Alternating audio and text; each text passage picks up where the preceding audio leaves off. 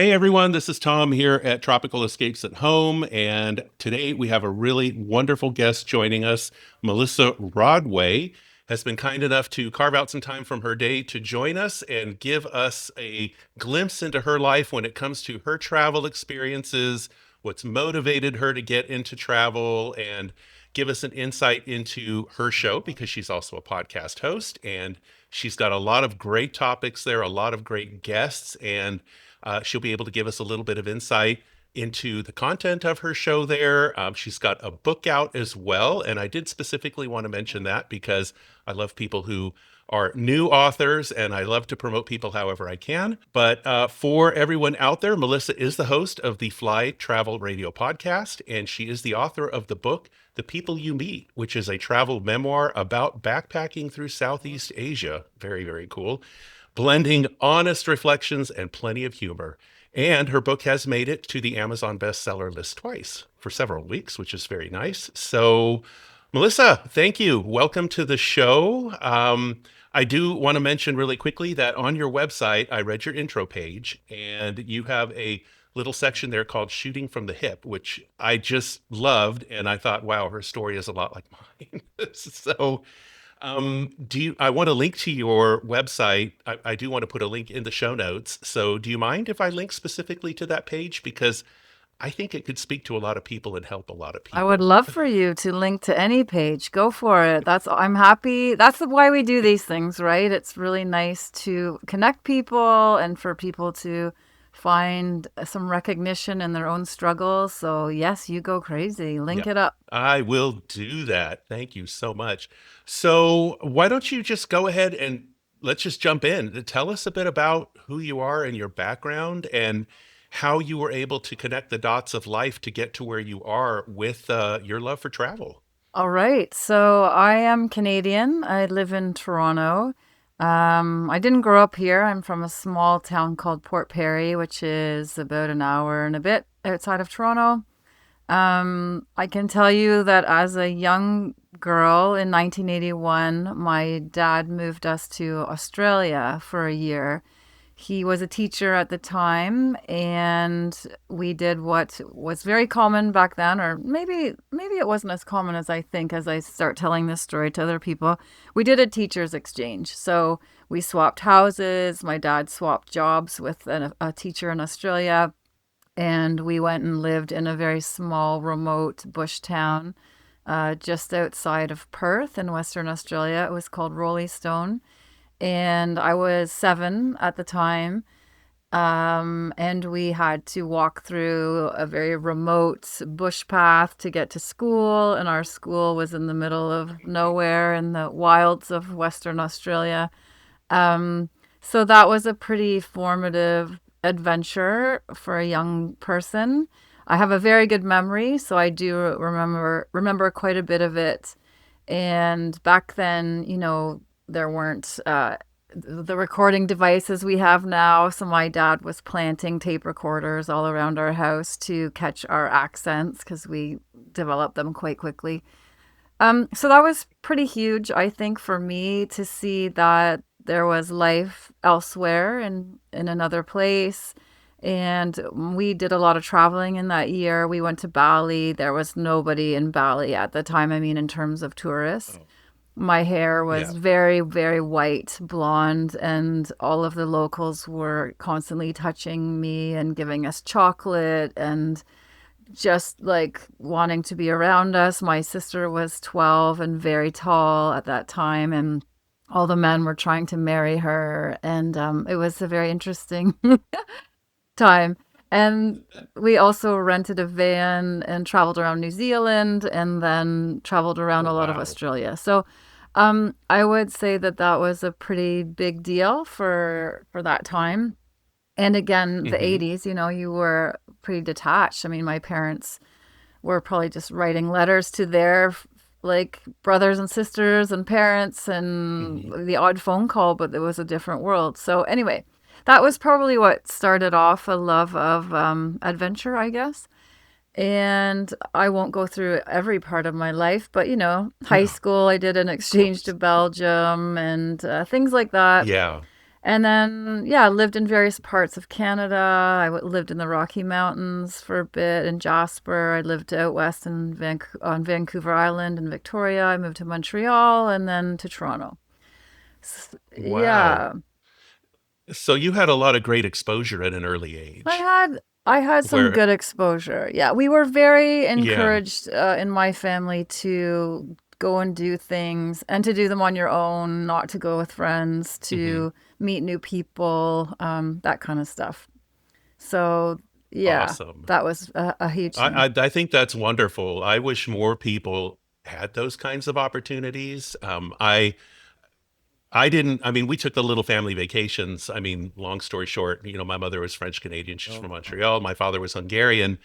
And it was after the war. He, with a brother of his, they fled Europe and landed in Canada, and then met my mom there. And then they wanted to move south because my mom did not like the winters in Canada, and they were supposed to go to Florida, and they ended up in San Diego on vacation and then never left. So we did the usual travel out there, the Grand Canyon, the national parks, and things like this. International travel, we really didn't do. They didn't have the budget for that.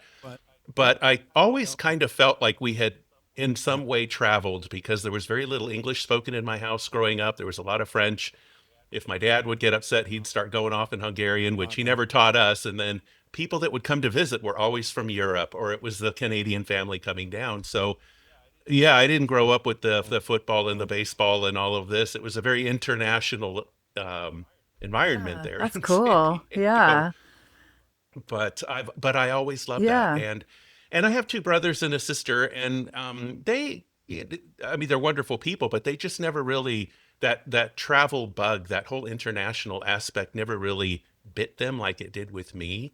And I was just fascinated with travel from a young age, and I wanted to go see every planet from A to Z. I knew world geography. I knew all the countries. I could name all the capitals. And so when I hear stories like yours, I think it's just wonderful because it's such a formative thing. It just exposes you to life outside of your little bubble. And I think here in the US, um, there's just so much going on in the bigger cities. People are busy, they get married, they raise their families, and they don't travel. I mean, traveling is, if you're in Houston like I am, traveling is going to Miami, which we absolutely love Miami, or going back to see some family in San Diego. But to me, that's not travel.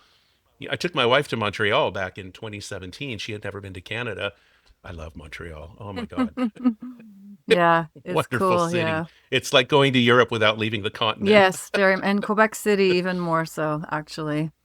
Yes, we would love to make that journey in the summertime sometime. So with those experiences from the childhood, though, I mean, then that just kind of culminated into adulthood. And so now you have your podcast, and you have such a wide range of guests and topics. And I'm starting to listen through. I want to carve out time and just listen to some more of your episodes because each one is so different, and your guests just have so much to say that it's very educational for me. And it's like, oh, what a great idea. I'd love to go see that, or I'd like to go do this.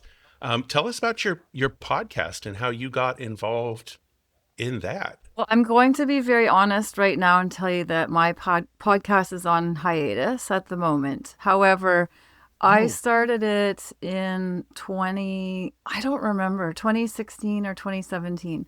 So the story there is that it kind of comes after my book. My book I just released, but the story about my book happened in 2010. So we can talk about my book in a minute, but the sequence here okay. is that I did this trip to Southeast Asia, Thailand, Laos, Cambodia, Vietnam, and then China in 2010. Hmm. We'll talk more about that in a minute. And then when I got back from that, I really, like, I'd quit my job. I was 35, and, you know, I don't recommend that to a lot of people, but I did it at the time, and then I had to rebuild my life a little bit. So I went back to university because I had made some crazy decisions in my 20s, and I decided at 36, I guess, 36, 37 to finish my degree. And while I was at University of Toronto, I happened upon the community radio station there. And I had always wanted to get into journalism or radio or whatever it is or was, because I love all that kind of stuff, but for some reason I just didn't follow that path when I was younger. So when I was there in my 30s, I had the opportunity to get involved with a community radio station, and long story short, I ended up creating my own show. So it's Oh, Fly wow. Travel Radio, and it was a radio show for many, many years. For most of the years, actually, it was on air. And I created it because I didn't have any money to travel for a while. And that was sort of my way to travel without traveling, and also to have the adventure of broadcasting and learning how to interview. And I was self taught. I mean, they just throw you into the fire there. So that's what I did for 6 years, I think. I did over 180 episodes. And the radio show morphed more into a podcast before podcasts became as explosive as they are now. Um, it was funny because I remember at the time the manager was like, "Oh, Melissa, no one wants to hear anyone talk for an hour," and lo and behold, now that's what everyone is doing. So I guess I was ahead of the Here curve. we are. But yeah, I love the show. I met so many people. My guests range from, someone who has walked the length of Africa to someone who cycled home from Canada to China. Mm. Everyone and everything that was off the beaten path. So it was fascinating. As you know, you really develop a sense of community with some very, very interesting people. And Mhm. yeah, I loved it. And then in 2023, I took a year off. I didn't quit my job this time, but I was able to take a leave from my job. And that's why my podcast had to go on the shelf for a bit. So in 2023, I did some more traveling. And then when I came back from that, I decided to publish this book, which required some work. So you just can't do it all, is where I'm leading, and something had to go. Yes. Yes. But Yeah, I know that yeah, feeling. but I think the episodes are timeless. Really, you learn a lot about the world and people, and I'm glad people are enjoying them. And I might venture back into it and dust off the old microphone there, but I just need more time. Mhm. It is a time commitment. It definitely is. And I mean, one of the reasons why I chose to start this was because I had this crazy idea. And, the similarities, you go to school for one thing, you end up doing another, and then you end up quitting when you shouldn't, and you go out on your own, and you're like, oh, I have to go back to work because this isn't going to last for very long. And I've been down that road. And when the idea for this, for what I do for Tropical Escapes at Home came, it was inspiration from a trip to Fiji. And the long story there, well, long story short, was we were invited to go with some friends. My wife and I bought our tickets. The friends couldn't go. The tickets were non-refundable, and we said, let's just go. So we went through Costco Travel because they have some really nice packages. And I said, I don't want to stay at a Marriott or a Sheraton or any of this stuff, which you can do anywhere. I said, I want something authentic Fijian, something nice, something 5-star, all inclusive, something off the beaten path. And so that's when they found Costco found Matangi Private Island Reserve Resort. So we went down to Matangi, and it was life changing. It was I oh, it was just life changing. And we were on the flight home, and I said, "There's no way I am leaving this as something you check off a bucket list." There's so many people I know who've traveled once to some wonderful exotic place like Thailand or Bali, and they've never done anything after that. And I'm like, no. And we weren't really in a position to travel a lot either. We had the three boys and all of this, and I was taking care of my elderly father. So I said, I've got to do something else where I'm not physically on a plane all the time, or something that just requires a huge travel budget. And I love to write, and I thought, and I love interior design. I love the way people do their houses, and just you either do it beautifully or you do it not beautifully. And I'm a big believer in your surroundings at home create your mental state. And I know a lot of people who work in offices, they're gone 5 days a week. They're not found at home. To me, that makes it all the more valuable is you need a space at home that speaks to you. It's got the right energy there. Everything just comes together in a beautiful visual way, which is healing mentally and physically, and just brings that peace and relaxation. And, whether you're religious or not, whether you're into meditation or not, it doesn't matter. You can bring those things in. And I thought when traveling, people take these wonderful tropical vacations. They'll go to Bali or places like this, but why? What are you looking for? What is it you're expecting to get out of this? There's a reason why you're going. And then 9 times out of 10, when people go and they have a wonderful time, they don't want to come home. Why is that? How can we bridge the two? How can you connect that experience to your home? No, we can't put a crashing wave in your living room or the ocean shore, and I can't put palm trees in your yard if you live in Ontario, Canada, but you can do the next best thing. And that is from an authenticity standpoint, a cultural standpoint. What you saw when you were there. This is one of the things that I'm working on, is to kind of create like either an app or a checklist or something where people can take when they travel. And instead of just hitting the bar out by the pool the first thing when you get there, notice everything. You just took time off. You're spending your hard earned money. You're going to these far off places. Notice what you're looking at from the moment you get there. You step in the hotel lobby, you get into your room. What do you see? What do you hear? What do you even smell? Just and make notes of this. Just capture it somehow. Take pictures of everything. I discovered in Fiji, when this concept came up, I went back to meet with wood carvers and local artists and all of this. And it was wonderful that when you go to some of these resorts, sometimes the artwork is for sale and it's not expensive, and it's to promote the local artists and craftsmen there. And then the hotel simply buys from them and replaces it. So that gave me the inspiration to do what I do. And then again, long story short, just with the podcast, I wanted to tell people about this so that you can create a little extension of that vacation at home. And when you contacted me, I thought, for somebody that's traveled as much as Melissa does and loves travel as much, even more so, because you've got this wealth of knowledge and all of these countries you visited, and you get into the cultural aspect of it, which to me is should be a primary focus of travel. And anybody can go stay at a hotel, anybody can order a drink at a bar. You've chosen a country for a specific reason. Immerse yourself however you can. So that's my little story about what I'm doing. I hope life takes you in a direction where you can get back to your podcast, because it's good. Thank The you. episodes I've listened to, they're good. And to my listeners out there, I'll connect you to the episodes that Melissa has published, because really they're very, very well done. They're so interesting. And you have a great website. I love your website because it's not all flashy and slick with all the latest techie stuff, but you tell an excellent story. All the nuts and bolts are there about who you are, what you did, why you did it. I mean, that to me is what people need to Well, know. that's kind. Thank So you. you're welcome.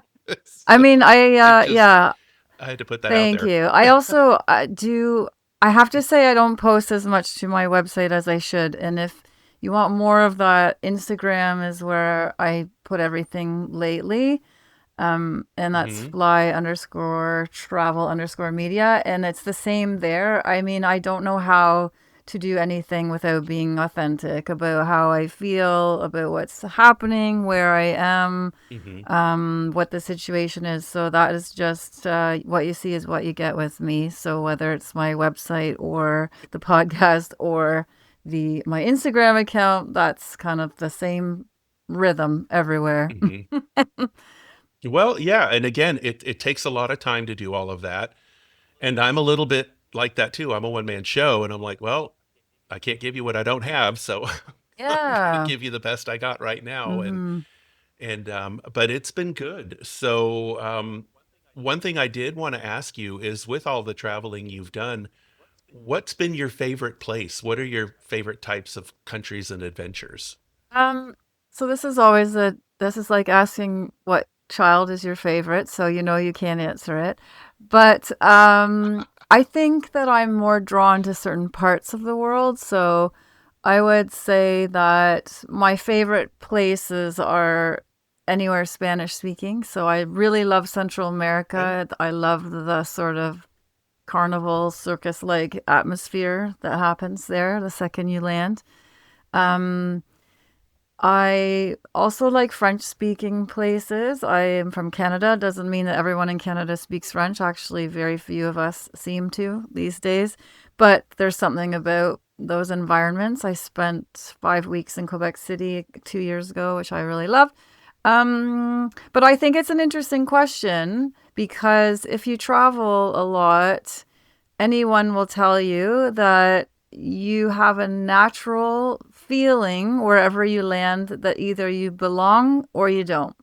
So whenever I Right. land in like Central America, South America, I don't speak Spanish very well, but as soon as I get there, I feel like I'm way more relaxed. I feel like something clicks for me, like I get it, I belong there. When I have been in places like, well, Southeast Asia, which is what my book is about, I thought it was very lovely. I like the food, but I did not for 1 second feel that same sort of connection that I feel in Latin parts of the world, Latin speaking areas. So um, I think that's a very interesting thing about traveling. I think if you ask anyone that travels a lot, they will tell you the same things, and that for some weird reason, some places click with you and some places don't. And I did interview Yeah. someone on my show who believed in past lives and or believes in past lives, and he's a traveler. And his belief is that when you don't feel the same sort of like, I belong here feeling, it's because in your past life you either did not spend enough time there or something terrible happened to you in that place. So look that interview up. It's fascinating. Yes. Really, very interesting. Yeah. Yeah, because I'm the same way, and my wife is too. There's just places we connect. I mean, well, even here within the US, I mean, again, being from California, she's born and raised, well, she was actually born in Korea, but came to Houston when she was very, very young. We don't have any family in Florida. We've never lived in Florida, but when we go to South Florida, Miami area, it just clicks. We don't speak Spanish, but we go down there. We don't have to. It just I would learn it in a minute if I could. I'm actually not bad with languages, but there's just a click. There's an energy. There's a vibe. There's something there. And it was the same when we went to Fiji. Something just clicked, and it's just and even though there's lots of Australians and lots of people from New Zealand there, the whole thing was just there was something magical about it. There was nothing that felt like this, like we made a mistake, like this was just not the right thing. I've been to places like when I lived in Europe, I got to travel quite a bit. I used to work for the airlines back in the day. And so I did travel around in Europe quite a bit. And there's parts of Europe that I love, and there's other parts of Europe, okay, I don't have to come back. Yeah, I know it's so interesting that, and for me too with Europe. Yeah. Europe's a late discovery for me actually. I didn't do a lot of Europe. I mean, I backpacked Europe when I was 19, but I was so stupid. I had no Yeah. idea what I was doing. But now in my life, I feel like Europe's becoming quite interesting to me. But yeah, I feel like whenever people find out my book is about Thailand and that part of the world, they're just like, "Oh my God, you must love it. Do you go back? How many times have you been?" I'm like, "I don't ever need to go back. Once was enough for me." And for most people, that's like their go to, that part of the world, and for great reasons. You know, it's cheap, it's beautiful, nice beaches, whatever, but it just did not resonate with me. Cambodia, yes, I loved it, but I don't need to go back there either. Oh, well, then you have the Mm-hmm. book. It's available out on Mm-hmm. Amazon. I have to ask you, tell us about the book. I think that's just a very interesting point of view that you would write about places that you wouldn't go back to. I mean, that's just not something that you hear every day. Most people write about places that they just fall in love with, and which is fine. But um, yeah, just you got to tell me about the book Well, now. yeah, and before I do so, for me, I actually rarely go back anywhere. New York City is one of the only places I will go repeatedly because I love it. Mexico, because Mexico is massive and there's lots to see there. But most places, if I have spent enough time there, I don't really go back because I feel there's a lot more to see and I don't want to repeat it. So Hmm. Anyway, that's what I think about that. But the book. So the book is called The People You Meet, and I learned later that there's a lot of books called The People You Meet. So if you're gonna read it, look for the one by me, Melissa Rodway. Anywho, this is what happened. So, when I was 35, I had a partner who worked in luxury travel.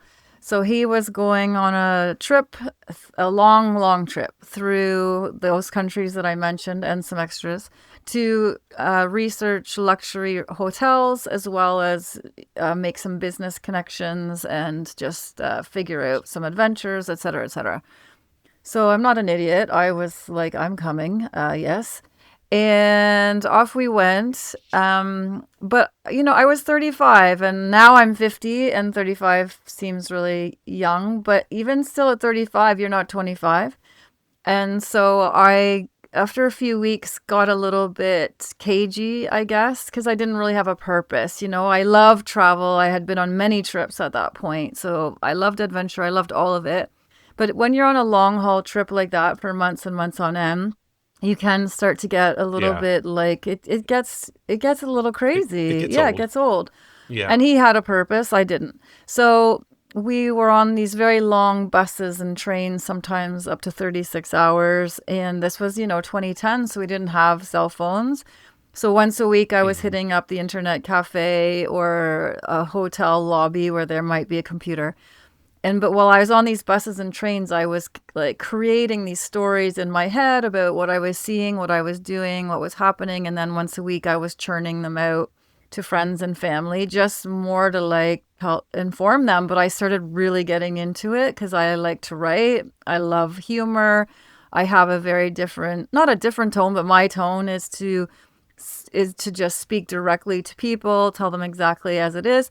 And they started sending the emails to other people within their network. So, long story short, 15 years later, I took those emails and turned them into this book. So, in some ways, I'm an idiot. In 2010, blogging had just was hitting, and I should have just been blogging at the time, Yeah. and I missed my mark there. However, in editing these emails 15 years later, I probably would have been in a lot of trouble because, as we know, once something's on the internet, it doesn't come off. And the things we said in 2010, we certainly don't say them in 2015. So a part of me is like, thank God I didn't do that. So, Yeah. life works in weird ways. But no, it's a really good book. It will teach you a lot about that part of the world, in terms of language, culture, food, geography, history. You'll feel like you're there on the journey with me doing all these things. And some people are like, thank God you did it. And I didn't have to, because it's not all rainbows and butterflies and unicorns. Traveling's Oh, hard. There's a few things in there that yeah. are like, oh, oh my. And yeah, more than anything, it's very, very honest. I have a very Hmm. self-deprecating sense of humor, and I'm not afraid to, tell you what I think and feel and where I'm at. And also having, edited it as a 50-year-old, and I'm no longer 35. I really actually was very true to who that person was. I didn't change anything. I mean, I haven't changed that much. I'm not gonna lie, but I certainly don't drink the way that I used to. That's for sure. Oh, you change. Yeah, you change. Look, Mm. let's just say I'm older than you, so I've been there, done Yeah, that. so that was like, wow, I was reading through this So, going, oh my. But whatever. I was like, yeah. that's the story, that's who I Mm. was, that's what we're writing about. So anyway, that's the pitch there about the book. But it's if you Well, like to travel, it's great. If you don't like to travel, it's also great because it's a really good armchair adventure. So yeah, yeah. people love it. So it's good. I'm gonna link to it. I'm gonna get it. I'm gonna link to it, and it makes me think, geez, because I was 22 when I moved to Europe the first time getting married. It's like stupid. That it was just such a stupid thing. And the sad part is, as I look back at it, getting around Europe as much as I did, you don't appreciate it like you do in your 30s, your 40s, your 50s. I mean, I'm pushing 60 here. So, oh, I just, now that my kids are grown, I want to get my wife over there and go back and revisit some of these places. And again, my dad's from Hungary. I do have family in Belgium.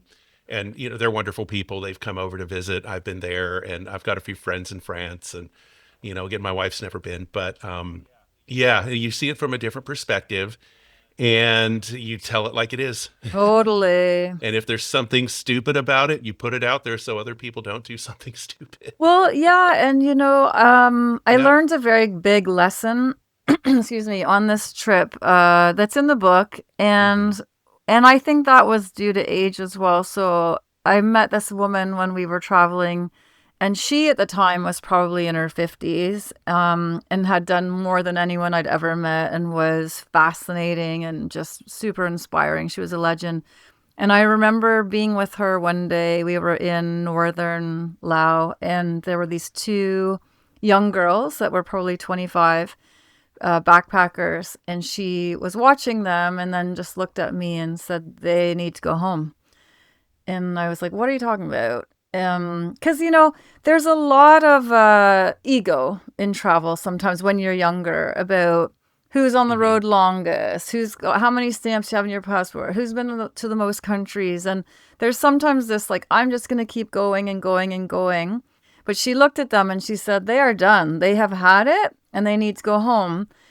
And that was the Interesting. first time I'd ever heard that, where she said it's just as important to know when the trip is over as it is to even be there. And sometimes you're done and you've got to go home and regroup, and there's nothing wrong Hmm. with that. And that happened to me on this trip as well. And so it was interesting that she had taught me this. And 4 months after I'd been on the road for 4 months, and then I too was like, I'm out. I'm done. I'm not enjoying it Yeah. anymore. Yeah. It's becoming a job. It's not interesting. It's becoming work, and that's when it's time to go. Yeah. That very, very good point. And if you don't have the opportunity then to go and live Yeah. there, because I could not have imagined traveling around Europe for 4 or 5 months. I wouldn't say that I'm a homebody, but everywhere that I've lived, I've enjoyed being Oh home. yeah. I mean, Too. I've always had a very, comfortable place to live. I mean, I didn't grow up in a wealthy family or anything, but what mom and dad did was nice, and it was just always comfortable, and I had my friends and places that we'd go out. And you grow up in a place like San Diego, which was wonderful back in the 70s and 80s. Today I only go back because I have a little bit of family and friends there. Otherwise I'd never set foot in California again. But it's just horribly overbuilt, horribly expensive, but it was always a very comfortable place to be. And then just moving around, moving to Texas and things like this. But when I lived in Europe, there you have to make it work. And when you're a foreigner, and even as an American in Switzerland, you're a foreigner, and they let you know. I'm not sure how it is today, but back then there was it was pretty rough. And but I had my work permit and I was able to work, so I lived the life. The hardest thing for me there was the cold weather. I am not a cold weather person. The older I get, I hate it. I'm a weenie. I'm a proud weenie. I just can't do it. It's not for me. That's why my show is all about the tropics, as you see here. Yes, that's nice. So you will find me in Thailand and in Bali and places like this very Mm. easily. But even in Europe, we had a nice little apartment. It was in an old building that had been renovated. We had the attic had been turned into an apartment. It was actually very, very cool. We had our own pizza oven in there, which was really neat. So I like to be at home, but so I was able to survive that. We were there for 4 years, and then 1992, I could actually make a movie out of that year. It was a total soap opera, but ended up moving to San Francisco, and then that's where I met my current wife. And San Francisco, back then, it was a very nice place. I mean, kind of like living in a theme park, but when you're from San Diego, you can say that because it's the Golden Gate Bridge and it's all the touristy things you go do. But again, it was a weather thing. It's a very cloudy, windy, cold place. I'm like, didn't I just leave this behind in Zurich? So um, but I can imagine, yes, after spending months on the road and you're not at home, you're living in a hotel, or if you're even roughing it. I've had friends that have gone 6 months, and I just, they rent the motorhome in Australia and they tour around, and then they're camping in these campgrounds. And oh, I'd be like, no, Hard. that would be very, very It's long. hard. Like, and 90% of this trip was backpacking, 10% was luxury. So, yeah, Yeah. it's tiring. And we were on the road like probably every 2 days. on the bus, on the train, on something to get to your next place. Like it is. And people who've never done it don't get it. They just think, oh, aren't you lucky? And must be just bliss all the time. It's like, Yeah. actually, no. No. And backpacking, to me, backpacking is not a long-term thing. I've never been a big fan Mm-hmm. of it, but I think it would be very interesting to do, obviously, at a younger age. But for a specific amount of time in a specific area to see specific things. But then you have a starting point, you have an end point, and then you're Yeah, done. But just to go open ended and then, oh, okay, now we've done that. Where do we go from here? it's a lot of work. No, that's yeah. I'm much more the luxury hotel Oh, person they are nowadays. nice. Yeah, I do enjoy them too. I don't have them in as Yeah, much in my life as I used to, but yes, welcome at any yeah. time. No, a good Mai Tai on the beach and I'm happy. Yes. So so now that you have the book out, what is next for you? I mean, are there any more travel plans? Is there some place you haven't been to yet that maybe you want to get to, or maybe another book coming? You Um, have to tell us what's next for you. yeah, I mean, there's always a new place to go. What I do now is mainly active travel, so hiking trips and cycling trips while I still can. That's my priority. So those I really love, but I've never been to Africa, any part of Africa, so I feel that's something I have to do. India, I've also never been. I've been to Nepal. I've not been to India. I've not been to Sri Lanka. So that also, although I'm a little terrified, feels like that's something I also need to do. Um, but it's funny you mentioned like Europe. There's parts of Europe that really call to me. I've been to England. I've spent quite a lot of time there, but never been to Ireland, never been to Scotland, never been to Wales. There's something about that it feels to me also like how I feel about Latin America. Maybe my roots way down the line are English Irish, so maybe there's something to do with that. I don't know. But in Scandinavian countries, I do love winter. I do love the cold. So that's appealing. But there's also parts of Canada. Canada, just like the States, is massive It's and the huge. geography Yeah, is unbelievable. I just spent a few days in Prince Edward Island, which is a very small province in Canada. Had never been. And anytime I do anything in Canada, I'm like, why am I going anywhere else? Because it's very beautiful and there's so many it things to is. discover here. But yeah, that's human nature, right? We always want what isn't ours and, the exotic and something far away. But yeah, there's always a new place to go to. But another book is possibly in me. I took a year off in 2023, and there's certainly some things that happened there that are worth writing about. And I do like that. I do like that dialogue. Like, if you read my book, you will feel like it's just you and me on this trip. And I like that sort of creativity while also kind of educating people about the world, but I'm not a like Mhm. do this, do that, see that. It's a very subtle way of exploring a place. So possibly another book. Yes, I love to write, but it's a lot of work.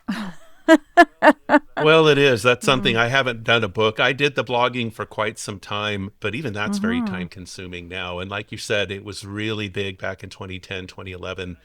And I think blogs are still working today. I enjoy podcasting a lot Yeah. more. I have the YouTube channel. I am not a tech savvy person, but I've learned how to do this. I've learned how to edit videos, so I can do it.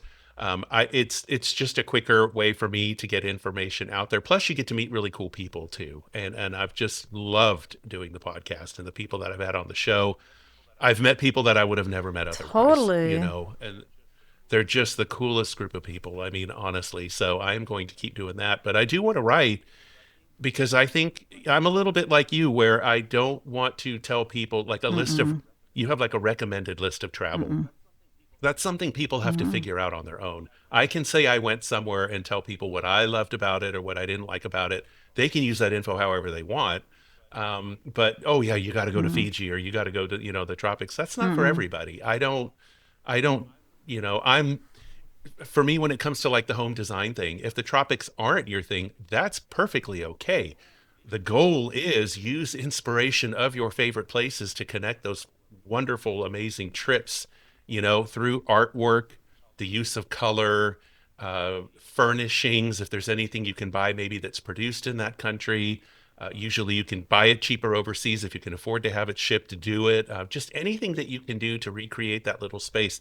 That's what I'm all about. I mean, obviously my focus is on the tropics because I absolutely love them and I love the cultures and the people and oh, Yeah. just yeah, the people are amazing. The people of Fiji are actually just some truly amazing people. If you're ever in the mood to get down to a South Pacific place, Fijians are just fabulous people. Wonderful. Yeah, I mean So, it's always about the yeah, people, right? I mean, it that's really is. why It we do is. these things. We can take Yep. away other things, but for me, it's always that. I was just in Colombia, well, a year ago for 3 weeks. I celebrated my 50th birthday there, and it was in Colombia. Yep. And Colombia, I don't know if you've been, but it's Have not been. I would yeah, love and to they have go. beautiful beaches there. So, beautiful, magical place. Love the people. The people are like, there's something about Colombians. I love South America anyway. I've been to many countries, but Hmm. Colombia is the standout for me. Colombia and Peru. But it's also, I would have loved Colombia no matter what. But the people that I traveled with, I met up with some Germans and Australians and Brits and whatever. The fun that we had and there was a few Colombians in there as well. But yeah, it's always about the people. Those are the things you think Yep. about. I don't often go home and think about, oh, that tree I saw or whatever. Like, it's about those moments that you have with random people that make or break the trip. Always, always, always. For me, it's always about the people, which is why I called my book The Yeah. People You Meet, because yeah, without them, I mean, I don't know that I would go. Hmm. Well, that's true. I mean, that some people they're very happy just going to a beach or sitting out by a pool. But I'm like, why would you travel halfway around the world to do that when you can do that right here in Texas or wherever? Yeah. It is about the people and that particular resort that we stayed at in Fiji. It was very authentic Fijian. And I found out that my wife and I really had the real deal because we had met some other guests who were there who they I think came from a background with some money because they had traveled. They were like doing a tour of these resorts, and this was the last one they were at. They said it was the best one they were Mm. at because it was a really authentic Fijian adventure. It was very five-star, very nice. But the people who worked at the resort, they lived on an island that was just 5 minutes away by boat. So they would just boat across it over there to go home at the end of the day and then come back. And you could go do their little village tour. And that's what got me going. And I'm wondering some days I'm like, what was I just insane by trying to start this whole business? But by going to their little community center there and buying some of their artwork and bringing it home, that's when this started for me. Oh, And cool. and yeah, that's when this started. And the money that they made went to their little village. They gave you a tour of the village. They showed you their little school and everything. And they were trying at the time to raise funds to build a bulkhead of some sort where they would dock their boats because they were having an erosion issue. So they were raising money for this. And I thought, if I could just connect with some of these artists, promote their work here in the US, sell it through a website or however, and I'm working directly with the artist, there is no middleman. They get the money. That was the initial plan. And then just as we get going, we build the website on blogging is when Mm. COVID hit. Everything came to a grinding halt. Those people in Fiji had it pretty rough. They weren't even allowed to travel inter-island. All the resorts had closed down. And most people there do know farming, but with farming, you have to be able to then sell whatever it is you're growing. They weren't even allowed to go to market. It was a pretty bad time for folks in Fiji. And as soon as they reopened, we wanted to pick up where we had left off, but then travel costs had gone through the Mm. roof. I mean, shipping to import or cost to import, they still haven't come down. It's still three times what it was back in Mm. 2020. So it is very expensive to import and then resell here in the US. I mean, you've got to be able to resell whatever you're importing. So that's where I've branched out and I'm trying to just find other ways where I can be supportive of the communities there, the artists that I know, still promoting their work. If I can't import it, I'm sending people directly to their Facebook pages or the few that do have a website. Somehow connect, just anything, really anything I can think Mhm. of, because and what you can get down there in terms of artwork, it's just beautiful. You find you find pieces here and there on eBay or on Amazon or whatever, people that have bought things and they're reselling. But it's just such a fascinating history of their art and their culture. And when you look at Fiji compared to Tonga, compared to Samoa and Hawaii, they're all very, very different. You learn what is Polynesian and what isn't. People think Fiji is part of Polynesia, and it's not. Very, very different between Tahiti and Fiji in terms of art and culture. There's similarities, but when you really start looking at the fine points, they're very Mm. different places. The history of tiki, I thought, was very interesting too. I did a whole blog post about the history of tiki and how it morphed into the whole Americana thing we had here back in the 1950s, and I love that stuff. I Yeah, just that's great. when you when you find a culture that you like, oh, I need to take it apart and see what makes it tick. Yeah. Oh, that's cool. Good for you. Yeah, very exciting. And it's Yeah, nice to have that connection to local people through art, and that the that yes, community connection, and that helps those communities it big does. time. Yeah. And I'm sure you've seen when you've traveled, everybody has their things for Oh my sale. God. You know, Yeah. there's I've learned my lesson. I was in Guatemala in my 30s, early 30s, hmm 29 maybe. And there's a market there called Chichi Castananga. Is that what it's called? Chichi? It's called Chichi. And it's the most amazing market ever. And I walked out of there just covered in every colored fabric known to yeah, mankind. So I don't do that anymore because you just can't, but it's hard in the moment not to like get into it. It's so much yeah, fun. And it's so different, it is right, than fun. our lives at home. It is. And they're so happy, and it's not just that you're buying something. I mean, I think they're genuinely happy that someone cares enough to buy, thinks that what they've produced is beautiful, that oh, yes, they're going to take it back to America with them. Yeah. And yeah, it is. But yeah, you have to watch because Oh, you can spend too much and then you get home going, where am I going to yeah, put and all I'll this? never wear this or, whatever. But are you good at bartering? Yeah. I'm terrible. How do you do with that? I'm, you know what? I haven't had a lot of Mm, exposure to it, but I don't think I would be very good it's at it. I'd awful. be like, just, Well, the problem yeah, is that they love it. Like they want you to do it and I just can't. So but they want the back and forth. That's what they're there for. They're game for it. And when you don't participate in that, they're kind of like whatever. well, I'm um, like, but a lot of the stuff they sell is not yeah. expensive though. I mean, in Fiji, I'm like, I'm paying you full price. This is cheap Yeah, for yeah, me. I yeah. don't need to bargain Yeah, with but you. it's part of the experience, right? Yeah, They love it. Yeah. it is. It So, is. mhm. So, oh, well, I just loved having you on the show, Melissa. I think, I'm going to, as I said, I'm going to direct people to your podcast because I think there's just a lot of very, very valuable information there, especially for people who've never Mm, traveled, people who are thinking about it. You can learn so much. And I'm hoping we can stay connected somehow. If you have any new adventures that you could share, I do always like to tie that cultural authenticity to the home because, just very, very quickly, before I got into all of this, I had a big background in real estate and mortgage banking.